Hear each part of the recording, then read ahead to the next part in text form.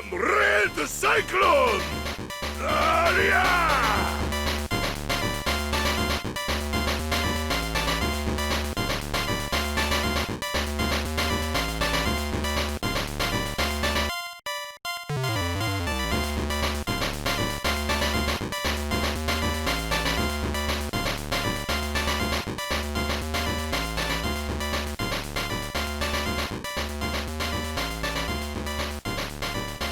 Yes, sir. Yes, sir. Welcome to another episode of the It Gets Better I Swear podcast. I'm your host, Louis Beans, and I'm here with Merc with the mic. Happy New Year's, everybody. Happy New Year to one and to all. Hopefully you've made it safely into this new year, because last year was complete crap. Yep, and it seems like it's not going away anytime soon. So Unfortunately, I don't want to be that guy, but I do love how the internet sentiment was, man, 2020, yeah, we gonna throw 2020 in the garbage, yeah. Drew McIntyre's gonna kick it in the face, and then when we wake up on January 1st, everything's gonna be all right. Hell no, man, it don't work like that. It's like New Game Plus 2020. Yeah, man. I saw one of my favorite memes. Okay, Merc. Yeah. One of my favorite memes is. Maybe you might know exactly when this is from, because I keep seeing it hit this one part pop up. Is Randy Orton in the ring being like surrounded by his peers and everybody's happy for him? And then they pan to the ramp and it's a burning casket. And the Undertaker bursts out and it says December 32nd on it. Yeah. Now, what the hell is that from? I don't remember that. I never saw that episode. I think it was a SmackDown. So it probably was a WrestleMania.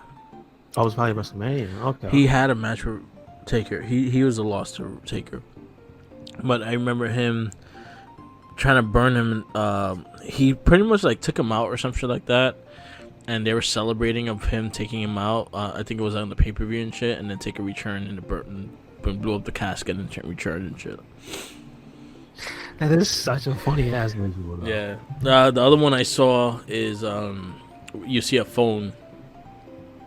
And you see the dude excited and then goes, what? And you see like the new time, but like December 32nd. 2020 and shit. Thank God it's a few days away.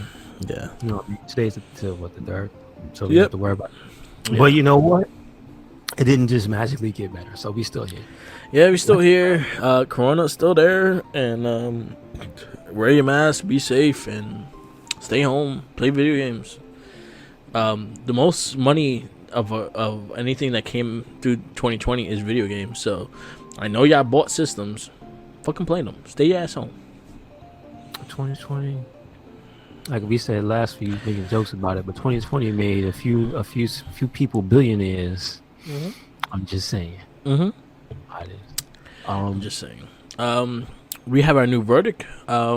Starting. It was started last week, and going into this year with this new verdict of superhero comic book movies / comic book movies for 2 decades.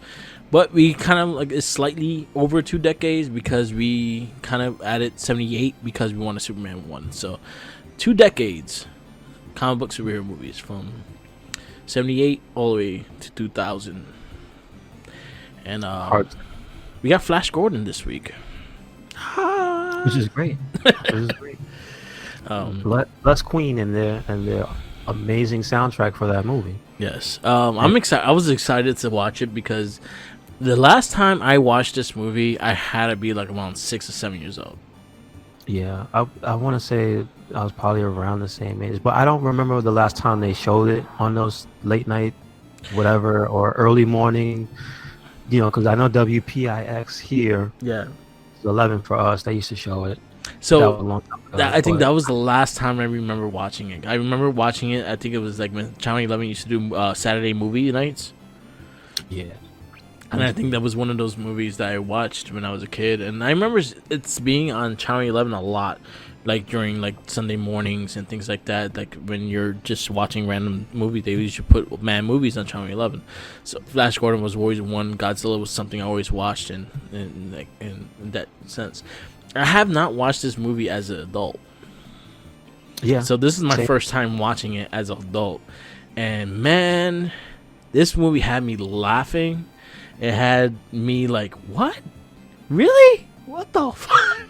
Yeah. And I loved it. I really loved it. It was a product of its time, and I 100% loved it because it was just so silly, so fucking dumb with certain things. But how dumb it just made sense for this movie. So it made perfect sense in that world. So it was like whatever. And that Hawk dude, I swear to God, if you ever do a remake of this movie, if you ever do a remaster of this movie, Rusev better play that Hawk dude. 100%. If you do a new Street Fighter, Rusev better play Zangief. And if you do this, he better play that Hawk dude. Prince Voltan, my favorite character. He's probably going to be in the picture. I mean, like the movie was so colorful and It's very vibrant. almost everything was a set piece. Yeah. Like every little the next part of the adventure they went on, the different parts of the ships they were in, the different planets they were on, like everything real, like they made sure to make everything pop visually. Yeah. So yeah, like that's one of the things that really stands out about the movies. Yeah. And the color. So we'll go into that towards the ending of the show. I just want to give you a preview of what we're doing this week. I was just excited to speak about it because it's something. It was actually a movie that I was actually looking forward to because I have not watched it in such a long time, and it just brought back memories, nostalgic. Before we go into that, do you have anything that stands out to you for 2020 that was like some of your favorite stuff, like in general? As in. The games. Like, we didn't do a list. No, we did not. So we could. I mean, we might as well just run down stuff. Yeah. We don't have to write anything up. Mm-hmm. But I guess so. I mean, I could look through my Steam catalog as for King. Because I transitioned over to the PC. Yeah. Full disclosure, it's the same exact thing. Yakuza 0 and Streets of Rage 4 and stuff that I already have. I just have again. Well, at least Streets of Rage 4 that came out this year. Yeah, that's true. That I would say that's up there in as far as soundtrack.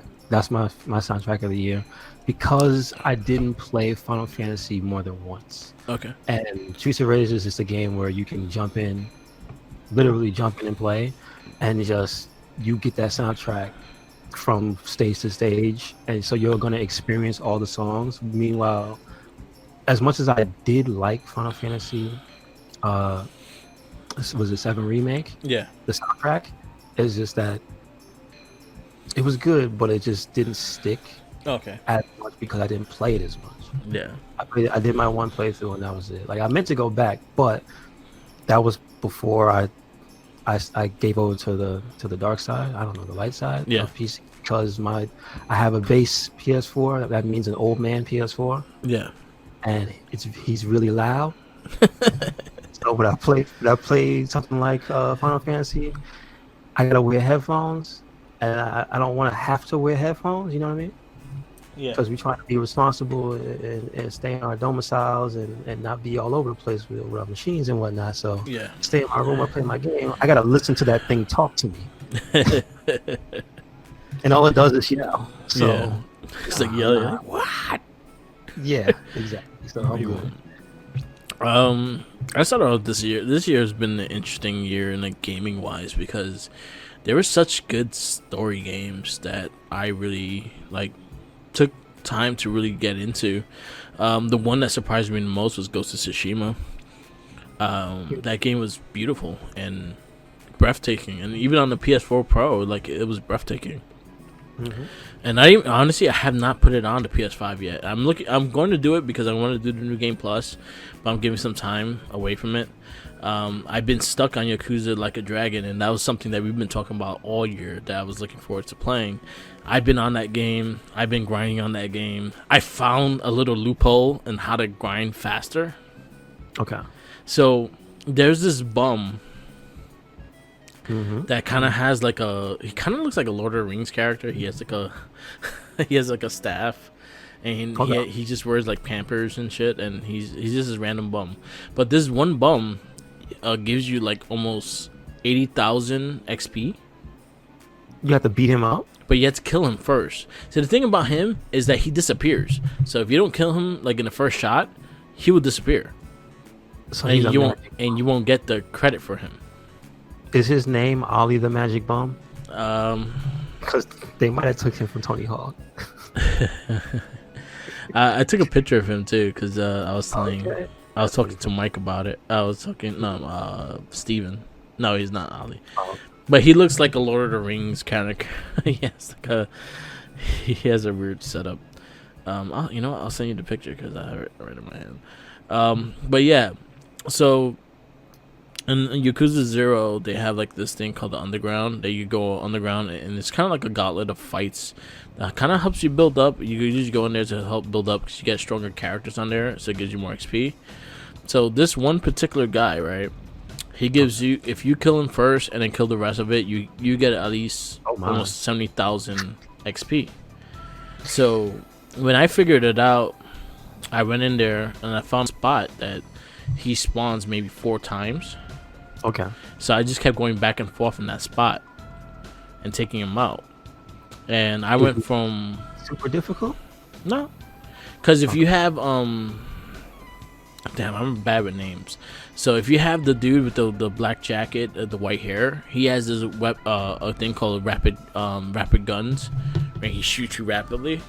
If you do that to him, he like that pretty much is his weakness. He dies automatically. He'll die like one shot. Even if you're low level, he'll die in one shot. So you hit him with that first. That'll be your first hit. And usually he goes first. Like usually if you have him in your team, he goes first. You shoot him, take him out, and then you kill the rest, and that makes it easy. And then you build up. I went from Ichiban. I went from 49 to 63 in a couple hours. Okay, that's cool. So that was a big difference. And then me staying and trying to build up for 2 months. I learned how to do the business management shit. I finished it. Okay.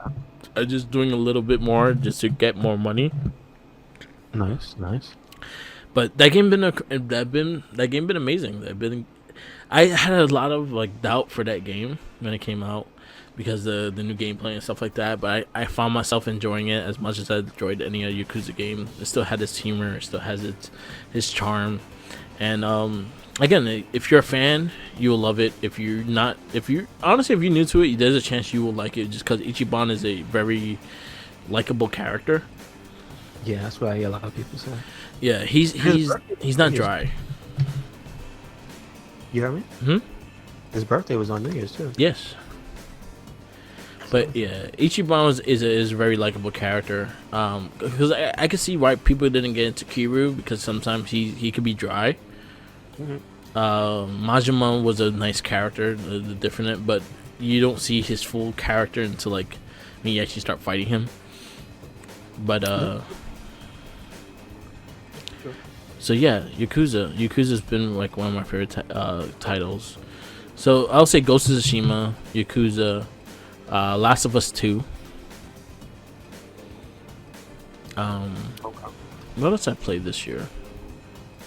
Oh, the Power Ranger fighting game, been fantastic. Oh yeah, shout outs to that game. Yeah, and Yep. I don't know what else came out this year. Yeah, honestly, that's the thing is the fact that there was 3 games that took a lot of my time that made me not buy other games. I could definitely see that.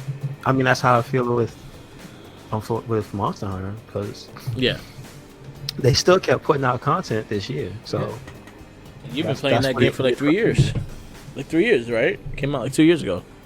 Yeah, 2018. Mm-hmm. but that was the continued support. So Yeah. But yeah, there's a lot of good games out. There's a lot of good TV series out.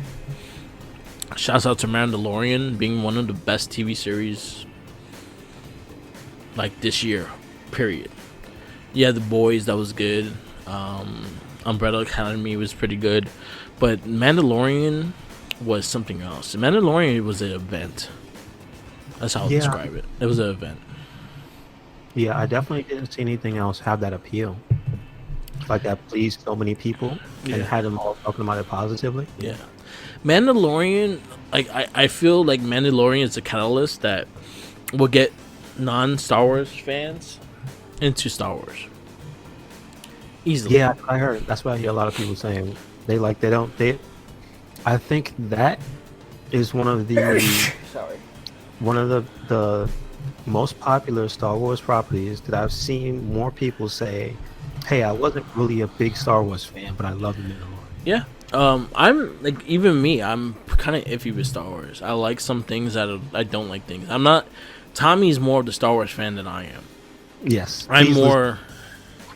Yeah. Please listen to him try to defend some stuff on the cast. Please check out the podcast to hear Tommy and his fandom. And Merc sometimes he's just trying to stay there. He's just trying to be a nice, peaceful co-host. Because some of the stuff is just really, you can't defend some of that stuff, man. Yeah, so I feel like Mandalorian was, and this was a great thing too, because it was something that I got Jackie to be able to watch, and I made it a thing to make sure I watch it with her. So when the last episode hit, everyone was hitting spoilers. Honestly, I turned off all my social media that day just to, all right, we're gonna watch it together, or wait for her to watch it. And damn, that show was good. It was balls to wall action. It made Boba Fett a fucking amazing character. It did so many things that Star Wars did wrong and made it right. And that's something that I can't like easily say. But the Mandalorian made something different and made it great. And I honestly 100% believe in Jon Favreau going on with, because he's now the Kevin Feige of like Star Wars. Jon Favreau is like the head of Star Wars right now. Okay, and did they do that post Mandalorian? Post first season. Post first season, okay. After first season, they was like, "Yo, it's in your hands." And the fact that he got so many directors to come in and have fun. So I honestly recommend watching the first two seasons, but not only watching the first two seasons. After each season, watch the Disney Galactic. They have like a background behind the scenes of everything that's of every episode. Mm-hmm. So after watching one season, watch that first, because then you see the amount of love and care and how much detail gets put into these shows, and like the fact that he does not want to use CGI. He wants to use regular effects. He wants to use the least CGI as possible to make this show happen. Oh, that's cool. That's cool. And it's all like handmade shit, and like he kind of did what Lucas did in the 70s. He kind of built like fucking models, and that's how they did the effects and stuff like that. Mm-hmm. But it's such a good story, such a good fun story. If you're a fan of the TV series, you'll love it more. Like the cartoon series and stuff. Sadly, I didn't get into those, so I was not 100% sure of the characters, but I did look them up, and I was like, alright, that's cool. Sasha Banks being in it and being badass in it as well. It has so many good things in this series. Like, I recommend everyone to watch Mandalorian. If you're not a Star Wars fan or a Star Wars fan, think of it space western. That's pretty much what you got, and you got a badass lead, and you got a Baby Yoda. Yeah, pretty much, right? And that Baby Yoda is awesome. It's cute as hell. Everyone fell in love with that baby. Randy Orton, after burning a man, fell in love with Baby Yoda. Terrible. How dare you? Shame on you, Randall Keith. Shame on you. Randy Orton, after burning a man alive, stated he loves Baby Yoda. He's like, listen, you might not trust me. I feel like, he's like, you might not trust me. Listen, See, you know what? If 2020 was good for anything, I will say it was good for the evolution of wrestling. I will say that. It made, yeah, I agree. Wrestling had to make something happen, and the show must go on. And any wrestling mentality, the show must go on with no crowds and stuff like that. Thank you to them. Like, we honestly, as fans, have to thank them, because without the adrenaline rush, I bet everything fucking hurt. Yeah, that's true. It hurt so much. It built a toll on so many things, and yeah, they were my constant entertainment every week. We watched so much wrestling on on Wrestling Babble. We probably hitting like 16 to 18 hours of wrestling every week of what we watch, and we want to watch because we want to be honest with our opinions. Yeah, but the thing is that is mostly good. It's not an era where it's grown inducing every week. I mean, sure, there was some bad periods this year. I mean, this past year. But for the most part, it was just like, man, I mean, I'm just happy they were able to do their damn thing. Yeah, again, you know what I mean? Like, I agree. And that's the industry is like, you wouldn't think that will survive, but like they found a way. Yeah. So one thing I will say, and something that I have not had an episode of anything that made me like, you know what, I need to stop watching this. I got close. Yeah, I got close. But I have not got to a point that it's that bad that I will stop watching. Mm-hmm. And that's with AEW, that's with Raw, and Raw did some dumb shit. SmackDown been constantly pretty good though. I'll give SmackDown credit. SmackDown been constantly good. NXT been fucking amazing. NXT UK been fucking amazing. Impact been amazing. I kind of reissued my love for Impact Wrestling because honestly, I'll be straight up, Brian Myers. We're a big fan of the Broskis and Major Wrestling Figure podcasts, stuff like that. Honestly, the only reason I watch Impact for Brian Myers and Deonna Purrazzo. I kind of have a little thing for her.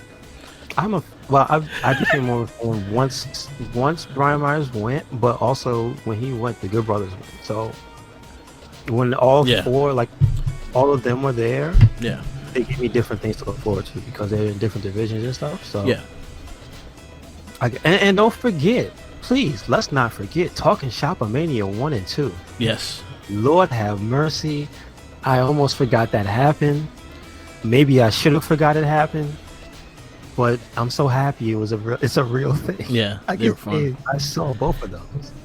They're fun. We're definitely gonna try to order Hard to Kill for Impact. Okay. That's the crazy thing too. Is like this is the year I actually ordered like Impact pay-per-views. I honestly I did not pay for an AEW pay-per-view this year. Mm-hmm. No, I did. Full Gear. I did order Full Gear. Which one was that? The November one. Okay. Because because Minion would go half, so usually I was like, I'll order it and then go half on the Fight Network. But the Impact one, I definitely would pick them up because they're only like $20, $25, $30, and then every time you buy something, they'll give you something back. So basically, like, if I buy the $30 pay per view, it would give me $10 back. So that $10 pretty much covered for like Talking Shop too. Okay. So I got one and I got the other one free. Oh my goodness. So we did. That's a whole other thing. But but honestly, this is not a wrestling cast, but we got to shout out wrestling because wrestling been 2020. Like it kind of kept us happy, kept us happy, and kept us insane. Kept us busy too, because it kept us with something to do for a wrestling podcast. Exactly. And shout outs to the Wrestling Babble. Go follow that. Yes, sir. Yeah, but like video games been a big key element of just staying sane and being home. I even love the fact that my girlfriend Jackie, she got into streaming. She got into Emperor Carryout. I'll give her a shout out to that. But she hasn't been doing it lately, but she'll probably get back into it soon. But it got her into gaming as well. So like when Last of Us 2 came out and everything like that, she was like 100% into the games and stuff like that. So it was always nice to see. Yeah. And gaming just in general just kept time consuming. It's just good stuff. I think I don't want to gloat on bad things. I don't want to be happy to see anything burn. But it gave us Cyberpunk and those glitch compilations. Every time I see one, I will repost it because they are some of the funniest things I've ever seen in my life. Yeah. So, listen, I hope they fix their game at some point. I hope they don't get sued out of existence because I see an article here saying that the lawsuits they're happening now. That's terrible. But listen, if we're talking about pure enjoyment and entertainment, the last month has brought me so much joy with just people glitching through floors and bouncing off walls and flying into space. Dudes just motorcycles exploding. Just all types of weird things. I'd love to see that nonsense. So yeah, man, gaming in 2020 has been something else. Yeah. I didn't even buy the game, and I've been entertained. I should probably buy it just to say, yo, y'all entertain me already. Yeah. Let's see. Have the game. Like I have the game and I haven't touched it yet. You should play it now because you need to see firsthand what is happening. I'm still on Yakuza. I'm trying to finish Yakuza before I go into anything else. You know what's messed up? You might finish Yakuza by the time the patch comes out and fixes it. Damn it. Like ass gaming experience. Like I got the game for my girl's brother, David. So he's been playing it. He's been telling me like a lot of the shit that's been happening to him, to them while they're playing and stuff like that. So he's telling me about they tell me about the glitches and things like that, and they like how things like crash the game and things like that. But like they have been telling me about those things, and then I have a couple of coworkers. Like I know one is playing the Xbox version, and he's been enjoying it because the Xbox hasn't had as many issues as the PS4 one has. Mm-hmm. So anyway, CD Projekt Red pretty much shot themselves in the foot. Yeah, they did, but hopefully they can come back. Yeah. It's crazy. It is crazy. But shout outs to the good games and the fun games that brought us some mental joy. I guess again, like Ghost of Tsushima, I think came out perfectly. Animal Crossing, as much as I kind of fell off on it, I gotta give that game so much credit because it came out in a bad time that just made everyone happy. Yeah, I know, and isn't that what? As far as I know, isn't that the fastest selling video game? Yes, fastest selling. And it broke records for the Switch because a lot of people bought the Switch because of that game. So it did like 3 big things. Like it was fastest selling game, fastest selling Switch game, and something else. I forgot what it was, but like yeah, that just came out and just made milestones. That's pretty incredible. Yeah. But I don't have a Switch. Yeah. Can't play the game. I'm waiting for the new Switch. Yeah. It has to be real, right? Please tell me it's real. So from what I know, it's not. I want a more powerful Switch. I need it. Every time I look at it, I hear the voice of Tim Allen. I need my Switch to have an engine on the side. Yeah. Come on, damn it. Other TV. So we talked about Mandalorian being like such an outstanding TV show. There's a couple others I just want to mention out, so you guys check it out. The Boys season 2 hit. If you didn't see season 1, watch season 1 and 2 because they're great on Amazon Prime. You had Umbrella Academy with their 3rd season on Netflix. You have I don't even know what else. Those are the few I actually watched. Because most of my time is spending watching our video game movie Power Rangers, Turtles, and a bunch of other stuff. So, true enough. I guess I give a shout out to since most of my time watching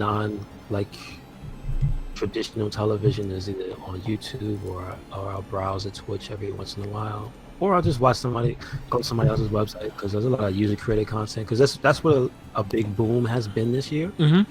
You've seen a lot more people who are dedicated start to like kick into full gear. Mhm. And so even some of the less popular people that I follow, they've had a constant stream and stuff. So that's been cool this year. So on the wrestling tip, I want to shout out Cultaholic. Like they're these British guys that do a bunch of wrestling content, but they're hilarious. Mhm. And they're lighthearted and not like overly negative, which is cool. UpUpDownDown. I love their content. I was about to say I was trying to find his latest big thing he did. Oh, battle for the brands are back. Because I saw, okay, so wait a second. Is that the one where they are WWE branded? Because I saw the channel. They have the channel now. Yeah. The Twitch channel. Like, it's a thing now. The WWE has its own Twitch channel. So I think that was the first event they put on the channel. Because I watched it. That's the one that had Ronda Rousey and playing Among Us. And then no, that's something else. That was something else? Yeah. Okay. So that's one of the big things that I saw that came out of everything at the end of the Up, Up, Down, Down stuff. Yeah. It was like, he was like the host. Yeah. Xavier Woods. Mm-hmm. And then they had like a big, like just a bunch of rounds of different, some of them were pre-recorded. Yeah. Because the Ronda Rousey, it was like what is their name again? The Four Horsewomen? Yeah. Three of them, because three of them are really big gamers. Yeah. So three of them were doing that stream. Yeah. And then on YouTube, they had the Up, Up, Down, Down Battle for the Brands. And then they also had just like some, and that's kind of my favorite thing that they do, was just what are they called when it's the forum? What is that when it's Woods, Chugs, the party. Breeze, and The party. The party? Yeah. When they play Uno. The party. DA party. Oh, yes. Which is Cesaro, Adam Cole, Breeze, and Xavier. And so like those were like a big deal this year. Like just seeing those four dudes just chilling and having fun playing online Uno was just actually cool. Just them back and forth, the backstabbing, the left right. Yeah. You know what I mean? Like that was a big thing this year. Yeah. So like I just want to give them a shout out. Yeah, especially like Up Down Down. I loved the rollout that was early this year with Freddie Pursuit Jr. Then they had like the Battle of the Brands that started, but got the files got corrupted, so they had to stop, and then they just brought it back. All the superstars save points, the Uno gameplay every Wednesday, the random gameplays he does Friday with random people and things like that. He just made a lot of very fun, entertaining content, and he won Content Creator of the Year for esports. So congrats, Xavier Woods. And he is now confirmed a host of G4 whenever they start. Damn right. So I mean, again, that's just a testament to how much stuff they put up, how much hard work they put into all that stuff, dude. But just also, that's the benefit of them being WWE entertainers, is that they are entertaining. Mm-hmm. They just are.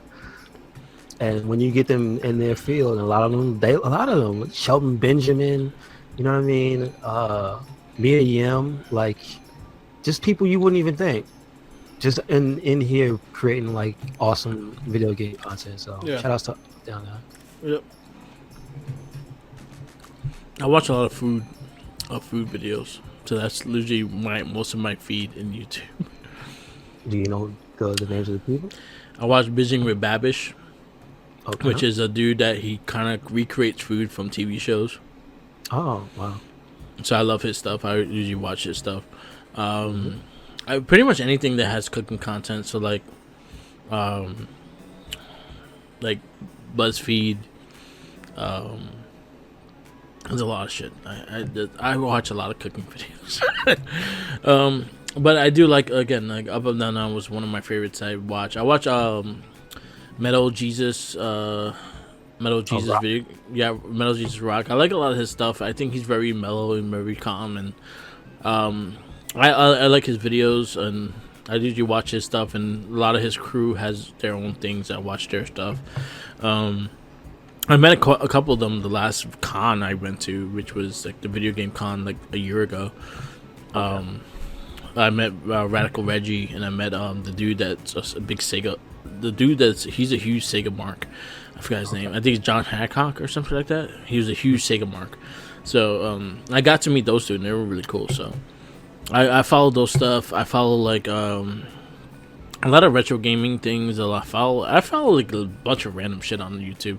YouTube been a big entertainment source, I'll say. Yeah.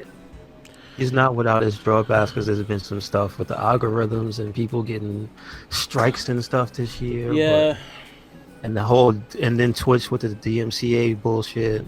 They still over there fucking with people. I don't know how they need to solve that problem. People need to just buy. If you guys want to be big corporations, could you just pay for the contracts for the music already? Stop going after people while they trying to work.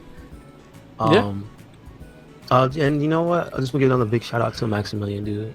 Like, for all these years, that dude has been a constant source of entertainment, but specifically this year, he had a bunch of different streams. And he has a crew, the Yo Video Games crew. Yeah. And so they do alternate things. They do Twitch streams and YouTube streams and just put out videos of different stuff. If I had to shout out one thing they did recently, it was they went back to Mario Party. Don't go back to Mario Party. If you like your friends, don't go back to Mario Party. That's all I have to say. So, like, I recommend checking that out. As them just turning into bitter rivals and even enemies playing that horrible game. Mario Party is an evil game. Yeah. It really is. It'll make you stab your friends back. How many stars you got?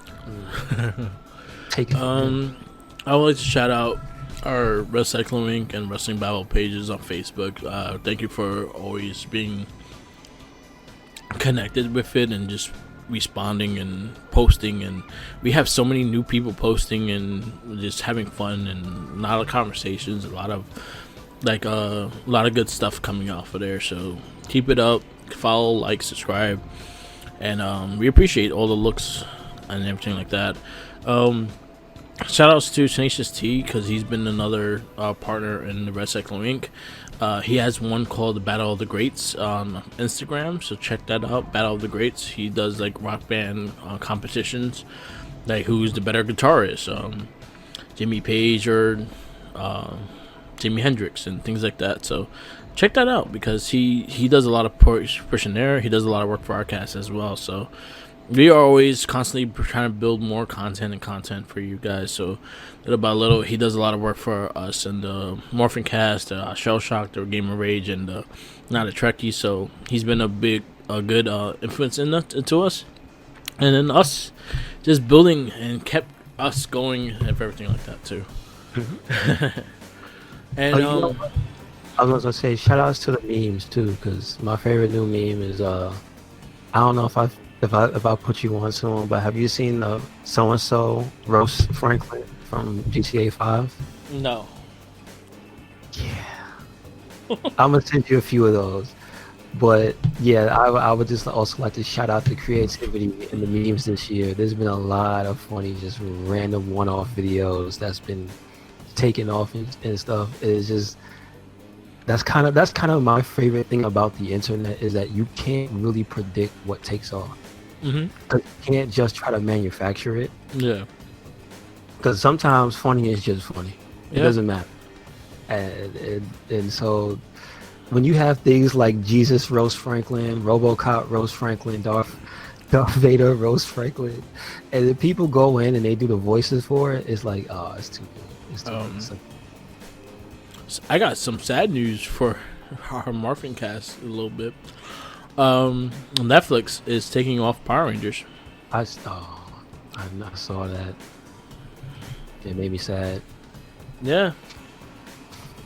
It doesn't say where they're going, are they? They're just gonna not be streamed on anything anymore? I hope someone picks it up and adds it on. I'm all for that, but are they on Disney Plus? No. Okay. Not even the Disney created episodes? No. Damn. Those they were bought out by Saban, Wow. so Saban owns the rights to those. Oh, If they come. What? Okay, okay. if honestly, if Netflix decides not to bring them back, hopefully they work out a deal and get them back. I can see Hulu taking it. I also could see Amazon Prime taking it. Oh, okay, okay. There's people that still watch all these seasons, so Mhm. hopefully, hopefully Netflix gets a deal and stuff like that, because I know like my little godson and my nephew been watching too. They just started watching those as well, so I'm like a little sad that I'm like, damn, yeah, you gotta do it now. But they're enjoying it and stuff like that, so we'll see. Hopefully we get a place where we could do it, because that kind of puts a hinge on the cast, because that's where we usually watch from. So Yeah, we'll see no. what happens. Hopefully it works out. But right now we are actually doing Gao Ranger, which is the Wild Force Sentai version. So we have that at least. Okay, good stuff. Yep. Did you want to go into the books or you want to go straight into the verdict? We can go on the verdict. I don't like. I just been reading random comics. I don't know what year they came out. I just been like, it's just been like that. But I've been reading a lot of the Boom Studio stuff, of the current stuff, and it's been amazing stuff. They brought in the Omega Rangers. They brought in the current, like probably the second season Power Rangers of Rocky, Adam, and Aisha. And then they brought in the Omega Rangers, which are supposed to be Jason, Zach, and Trini. And instead of them going to the peace treaty, they became Rangers somewhere else. Yeah, I remember that. That was just a cool moment. Yeah. So they're doing a lot of storylines with that, and they about to relaunch. They did relaunch. I'm just not up to that yet. Okay, gotcha. So yeah, read comics. There's a lot of apps. Read them. That's true. That's true. Yes. Let's get into this verdict. Okay, so this week's verdict for superhero movies covering 2 decades from 1980 or 78 until 2000 is Flash Gordon for 1980. Flash Gordon came out in 1930 something. You know that?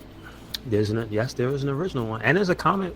I think. Well, there's a lot of comics. They actually, what's very interesting about the beginning of this movie. Yeah.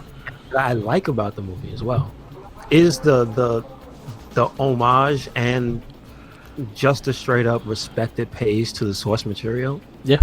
Because all the it's almost like the way Marvel does now, where they flash the pages and you get to see some of the stuff. Except obviously it's not meant for you to see it. It's just meant for you to go, oh yeah, I see Spider-Man. Was that the Hulk's hand? Oh snap. Don't tell me that was Wolverine. Nah, he ain't never coming. Anyway. But in Flash Gordon, you do get during the opening, like, I don't even want to call it a montage. I guess it is a montage of the Flash Gordon comic book. But as flipping through the pages and going through the history, you get the badass Queen song playing in the background.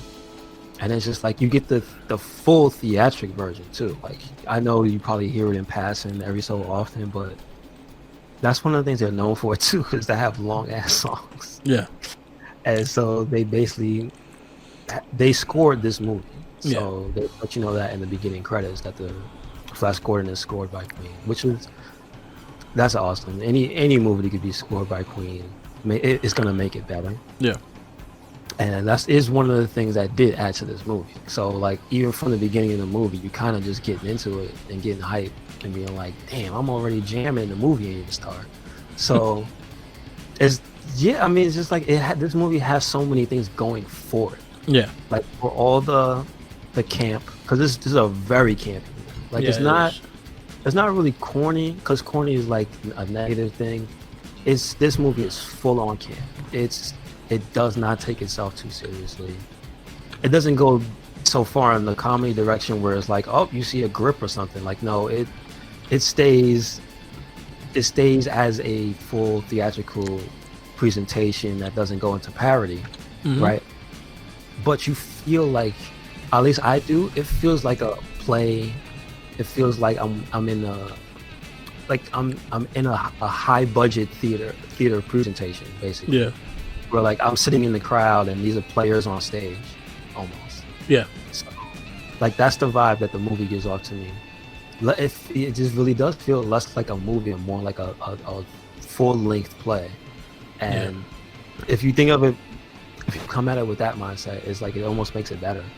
Yeah. And it's from the fact that it has practical effects because of because of the time. I get it, but like it has so many unique practical effects to it, where there's the ship models and the set pieces and all of the damn like costumes, man. Dude, this movie has some of the most unique costumes I've ever seen. Yeah. Ridiculous. It's the colors on the costumes, the different like motifs. You got tiny little bits of Japanese stuff in there. You got some Asian influences, obviously with Ming, but like it just looks like a conglomeration of stuff from all over the galaxy, which is what it's supposed to be. So, yeah. I liked the presentation of the movie. It was like very colorful, very bright, very it felt like of its time. It felt like an 80s adventure movie, even though it was probably older than that in that sense, but it came out like 1980. It set the tone for what the 80s was. Like it was like very bass and fucking in your face color. I liked the characters. I thought they were silly but fun. The one dude with the golden like mask on his face, he reminded me of Skeletor in a way. I don't know why, but like you're right about the Skeletor because he looks like the one from the movie. Yeah. But he also reminds me of Destro. Yeah. Cause like the gold, he's the metal faced, left, right hand man. Yeah. So he was one of the good characters in the movie too. Yeah, he was. He was a dick. But I think he was like kind of like trying to betray Ming and having all his power and kind of shit too. So there was a lot of that shit. I liked the story. Flash himself he's not the greatest actor, but he played this part for the best he could do. Because honestly, after this, I don't think he had any other movies. Well, we didn't go down. Oh, okay. At least the major players. Yep. So we have as Flash Gordon, Sam J. Jones. Yep. We have as Dale Arden, Melody Anderson. Yep. As the Emperor Ming, we have Max von Sydow. As Dr. Han Zarkov, he's only got one name. It's Topol. That's interesting.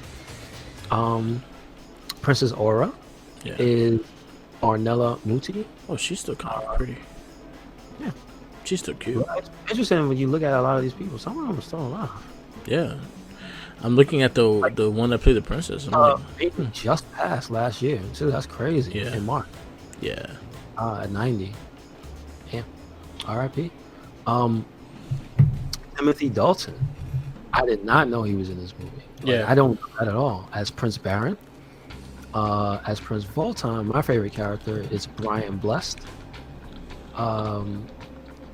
Let's see, who else we have? As Clytus, we have Peter Wingard. He seems familiar.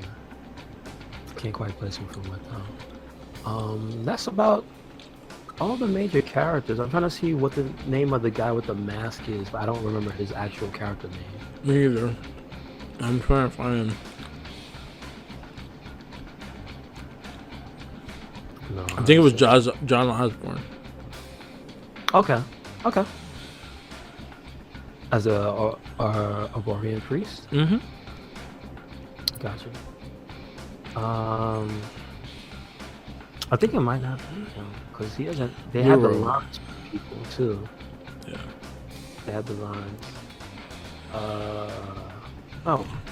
So unfortunately, they don't have them next to the picture. They have the picture of the actors here. Blue.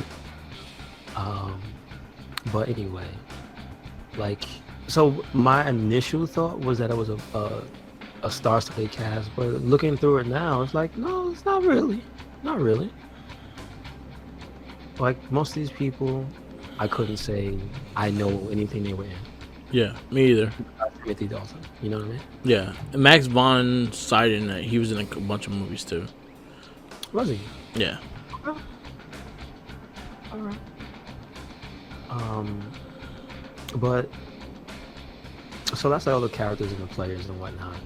But like going back into how they all fit into the movie, it really does feel like if you've never seen Flash Gordon before, and somebody told you it was a comic book, you'd be like, oh, I can see it. So, sorry, my fault. The dude, Peter Wiglin, that's the one that played Cletus. That's the dude with the gold mask. Ah, okay. He also played him in one of the old. He was actually in one of the old TV series. Really? Wow. Yeah. Crazy. So yeah, cool stuff. Cool. Damn, it even has the lineage back to the original. That's cool.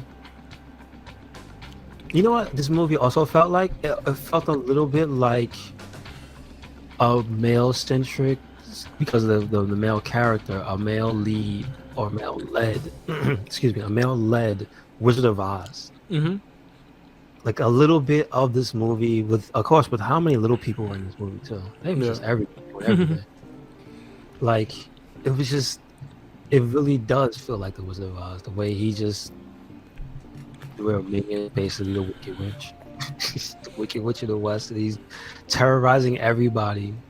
And then Flash comes along and tries to unite everybody. And he's like, hey, this guy's terrible. Yeah, he is. And at the end, they bond and they overthrow him, and they go through a journey along the way.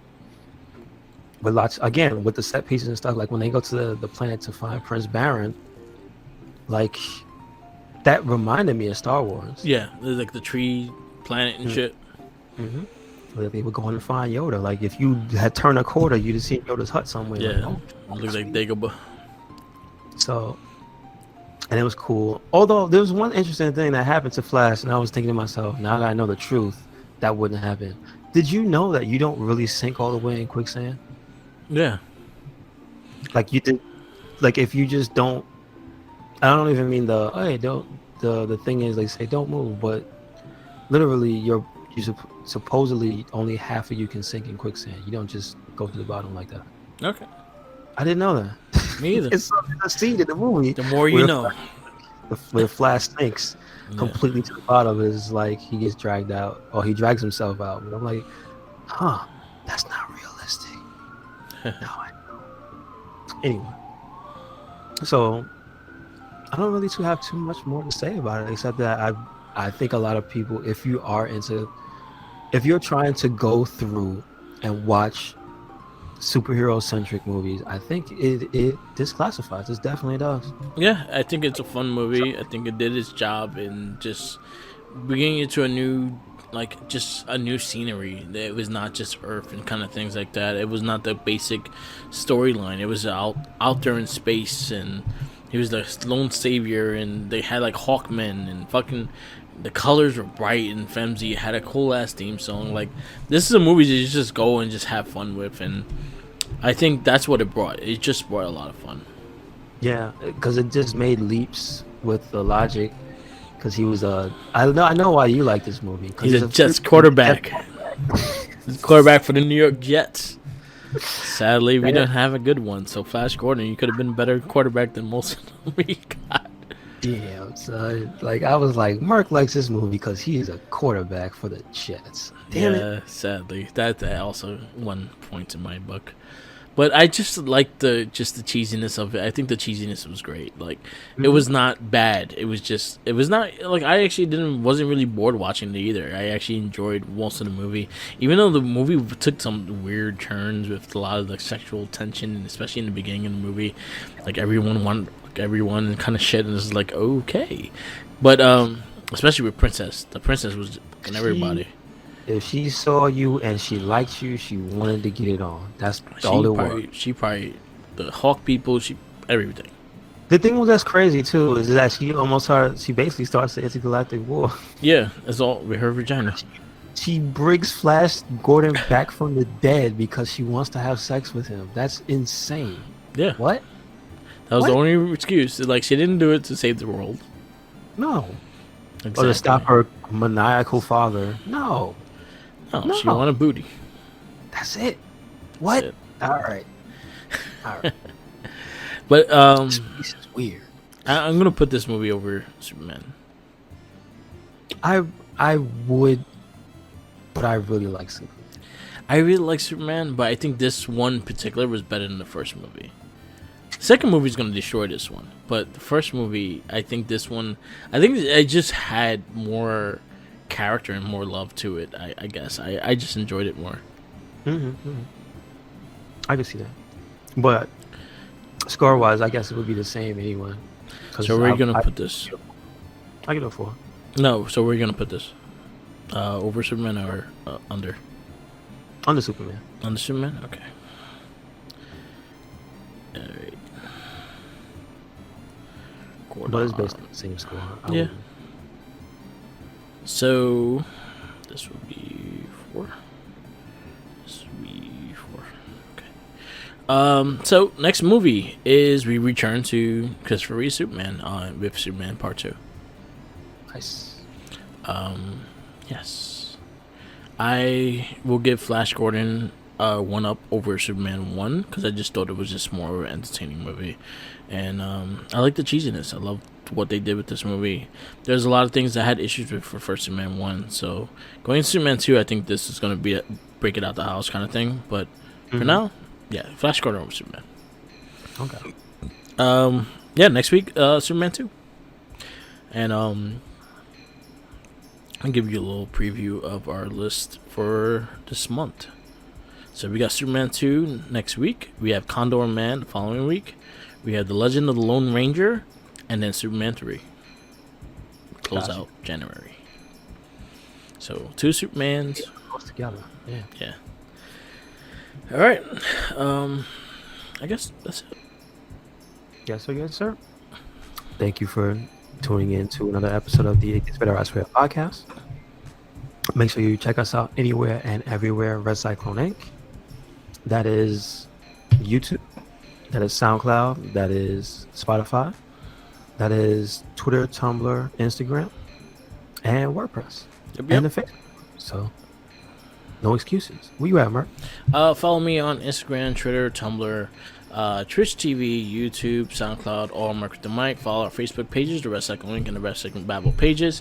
And follow all our other casts. We have the Not a Trekkie, the Morphin Cast, the Shell Shock, and the Gamer Rage podcast, which we all have brand new episodes this month. And check out It Gets Better, I Swear, and our past It Gets Better, I Swear cast if you want to listen to any of the verdicts of the last year of 2020, because that pretty much took over the whole year. The verdict we give it and everything like that. If it helps you wanting to watch a movie or not, go ahead, listen, give us reviews. Again, SoundCloud, Spotify, RedCycloneInc, follow it, please. And shout outs to Tenacious T, shout outs to Japstar, the Jinkies, and everyone that helps, and everyone just puts in effort to the cast, and yourself and myself.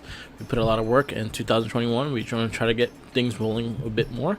And yeah, we have a good 2020. 2021 is going to be good for us in the head. So, Well, maybe he gave us a rest in peace to wrestler Brody Lee on the Wrestling Babble. Just wanted to shout him out, but I also want to give a rest in peace to one of the entire RedCycloneInc's favorite rapper, MF Doom.